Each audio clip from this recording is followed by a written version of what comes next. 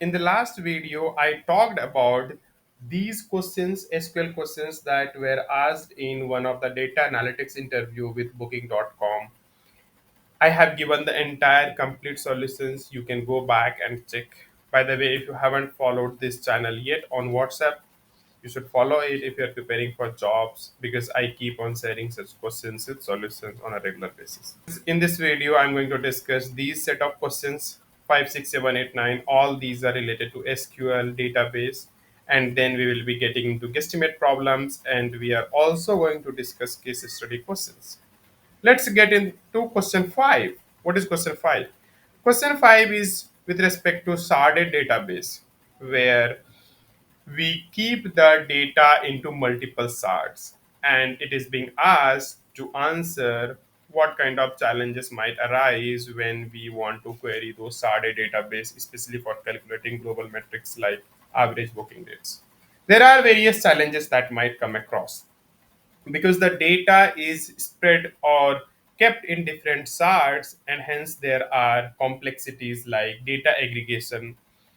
Let's say you want to calculate the average booking rate globally, the data would sit in different shards because of geography, because of property type, and aggregating might bring complexities and would require coordination. Second is skewed data distribution across shards. The reason being, let's say that there is some shards where you have got data having very heavy traffic, lot of data is coming there, like New York, London, or let's say in Mumbai. In India it is Mumbai or some tourist destination. Lot of data would be there, but however in some other shards it is less overloaded, it is light or it is idle, so there would be imbalance and that would slow things down.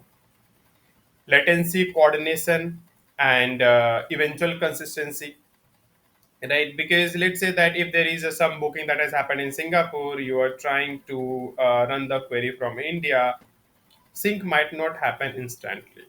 There would be always some gap, some delay. So that is the eventual consistency challenge. Latency and coordination. Imagine that you are querying data across 20 countries. Some charts might respond fast, others might respond slow. Coordinating those responses would definitely introduce delays. Failure handling. Let's say if one of the shard failed, then how would you query it? That failed shard might hold data for Europe or let's say Asia or let's say Africa. You won't be able to compute the global metrics. Then next is different schema versions across shards.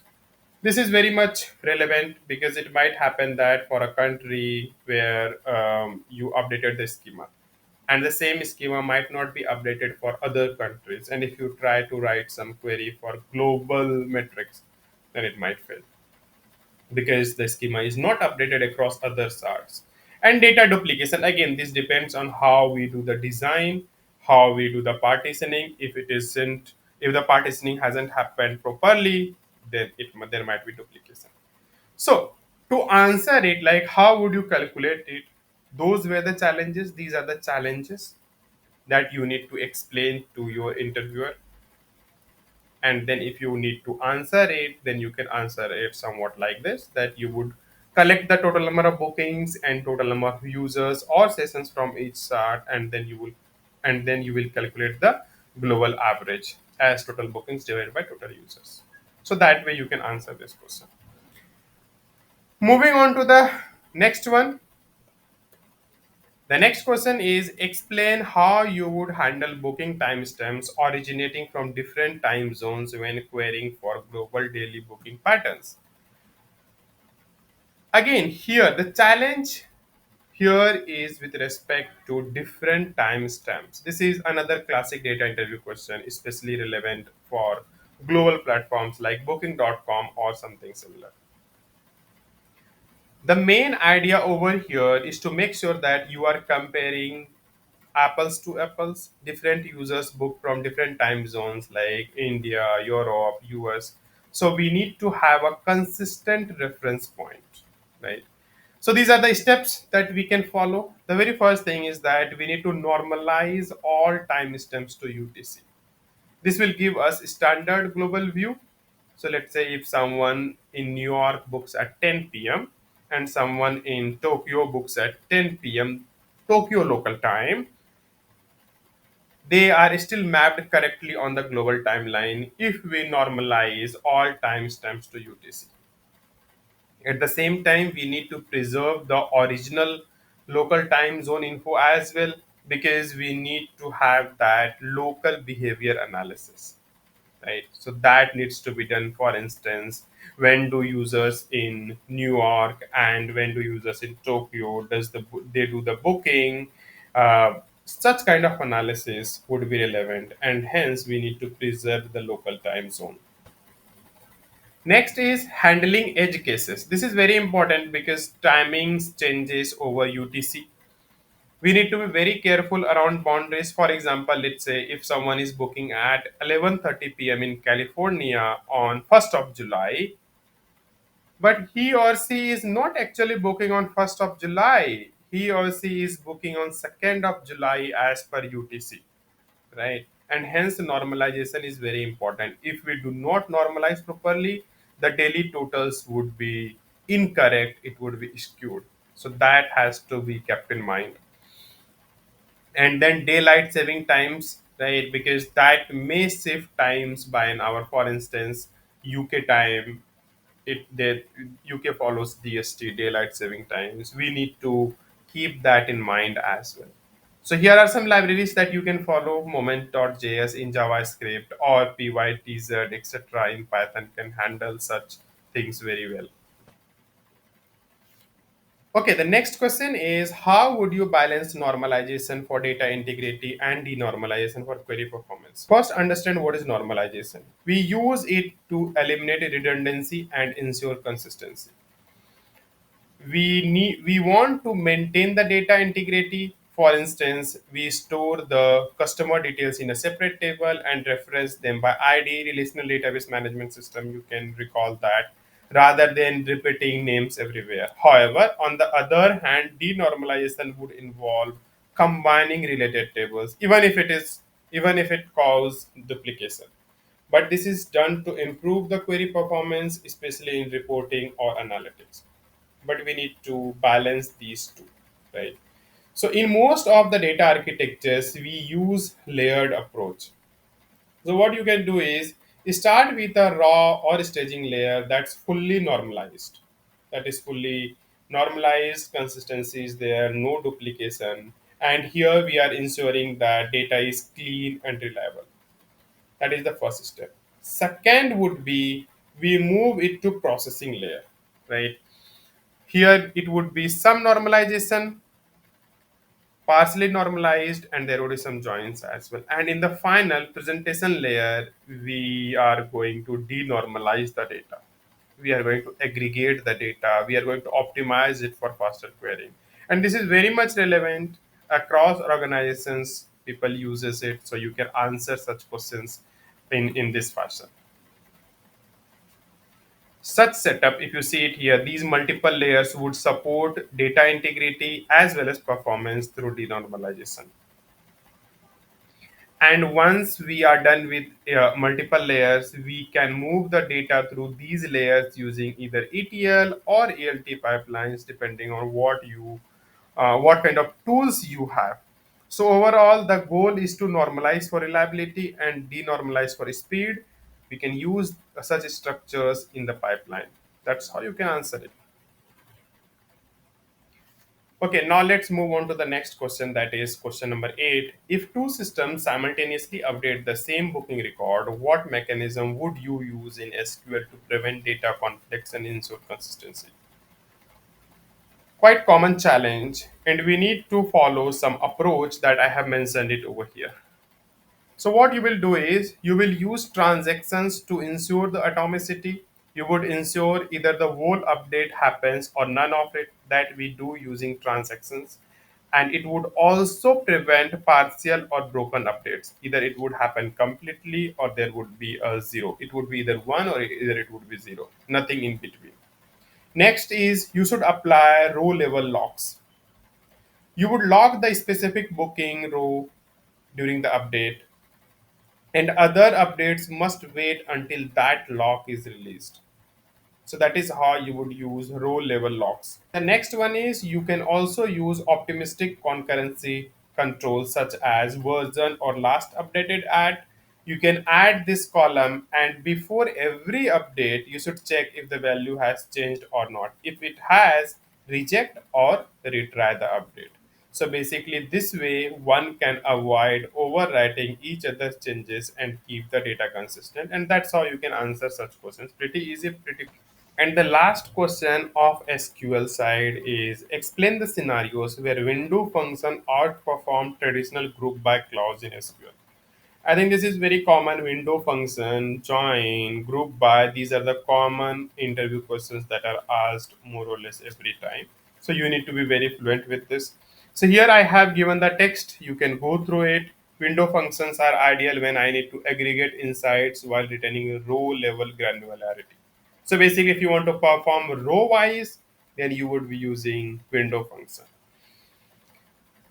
It is also perfect for ranking, deduplication, and time based comparisons like running totals or previous booking gaps, for instance, cumulative sum, or if you want to do top three per department, top three department wise query, that question is quite standard. So, such kind of scenarios you would be using window function. Basically, if you want to run row by row, then you would be using window function.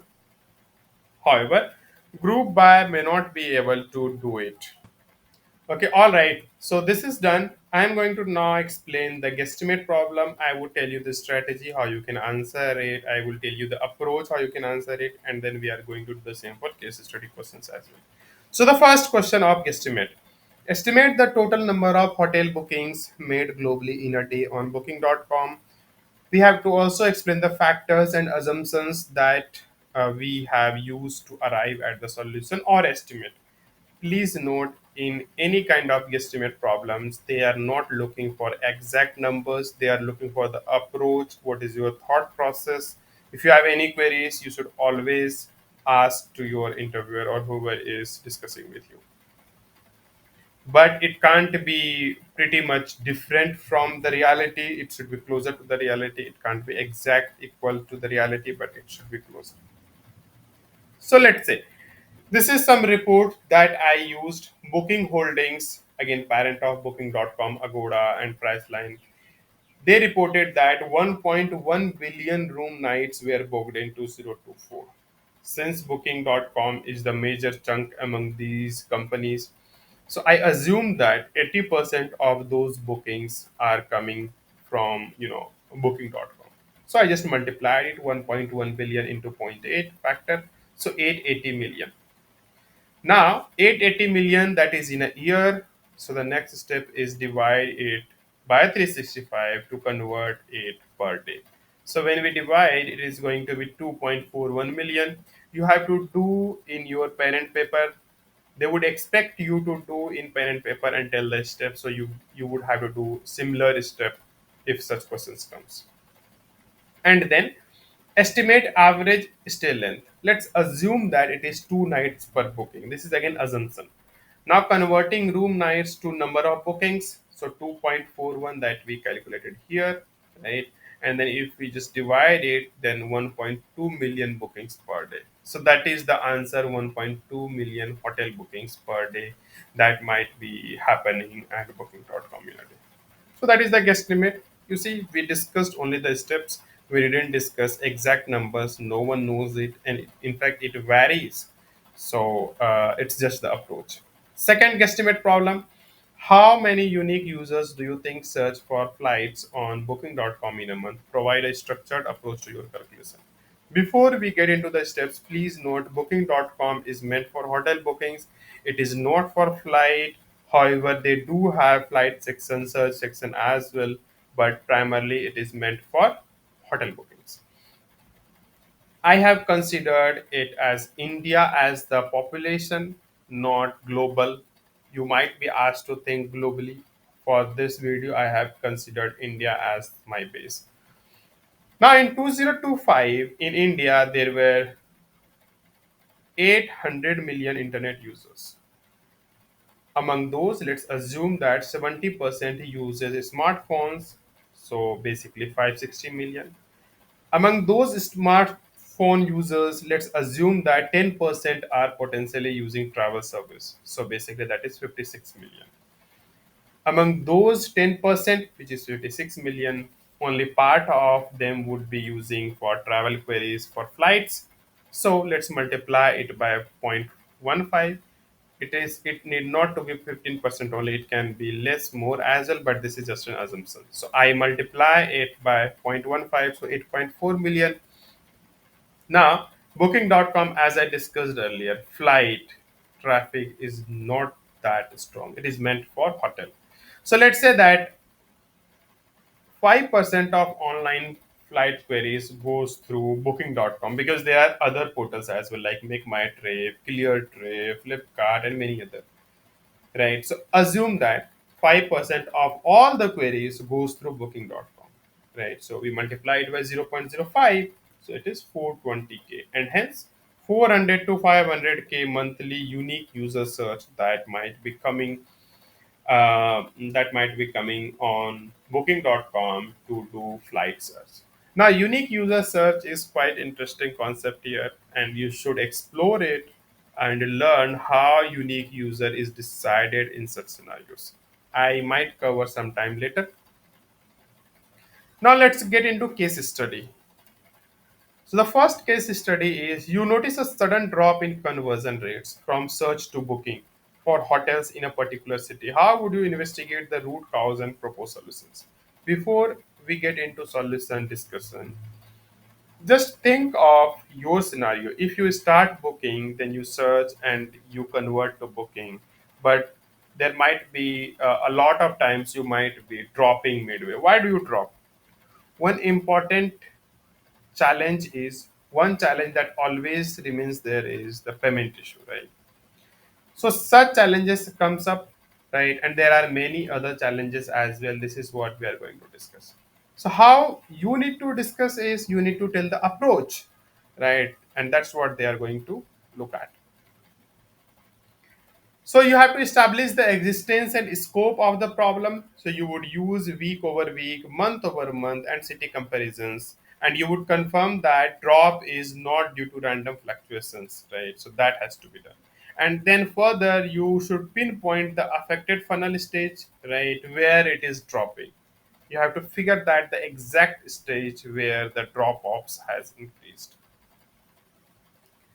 Then you would analyze the potential on-site issues like pricing issue. Maybe there is a sudden pricing change, or maybe weekend price has surged and people are now not booking. That kind of challenges that you will have to review. You have to also see if the inventory is there or not, if things are sold out, right? Those things you will have to look into. Then you should be looking into UI UX challenge. Please note there can be multiple challenges, and hence you have to discuss all of the challenges. They want to know your thought process. So you will be checking the city specific UI problems, right? Like picker errors or broken filters, or sometimes image might not getting loaded, so that might be creating issues, right? Then segment by platform and channel where it is dropping, whether it is dropping in website, Android, or iOS, tablet, phones, where it is dropping. So you would be doing all those analysis as well. You may look into recent changes that was done from the back end, so those things should be discussed as well. Then you should also discuss the external factors such as festivals, or if there is political unrest or natural disasters, and that might also affect your bookings, right? So those things should be looked into, and that might affect from search to booking. That ratio, that rate, conversion rates might be affected. So that is all about case study one. It is more on the business side, how you would approach to a problem.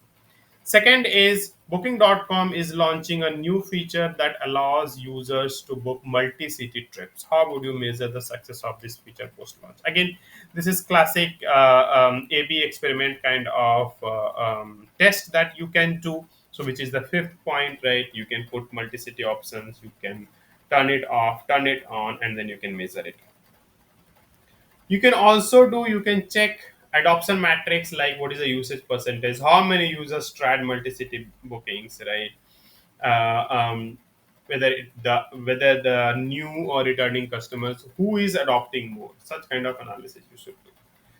You should also look into engagement and retention. What is the average booking value?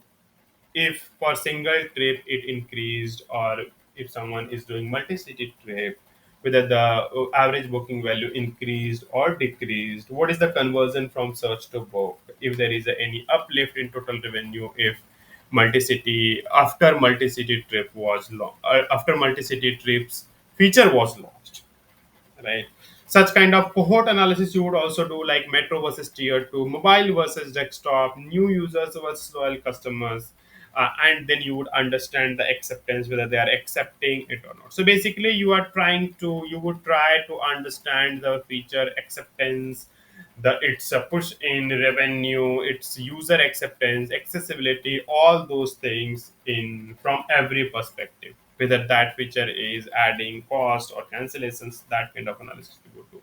And you should discuss all of these to bring multi-directional thoughts on the table.